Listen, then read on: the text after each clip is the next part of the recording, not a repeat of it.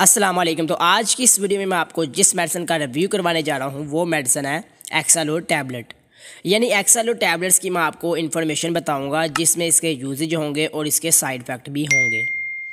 तो चलते हैं, सबसे पहले हम स्टार्ट करते हैं एक्सालोड टैबलेट्स के यूजेज की तरफ कि एक्सालोड टैबलेट्स किस लिए इस्तेमाल में लाई जाती है, यानी कौन सी ऐसी अलामत होती हैं जिनकी वजह से हम इस एक्सालोड को इस्तेमाल करते हैं।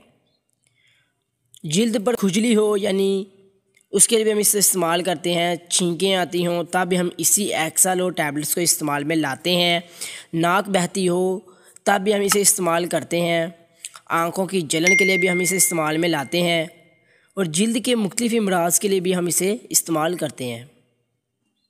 तो अब बात करते हैं इसके साइड इफ़ेक्ट की कि अगर आप ओवर डोजेज करते हो या ज़्यादा तादाद में इस टैबलेट्स का इस्तेमाल करते हो या किसी भी दूसरी मेडिसिन के साथ इस मेडिसिन को लेते हो तो आपको क्या रिएक्शंस होते हैं टेम्परेरी।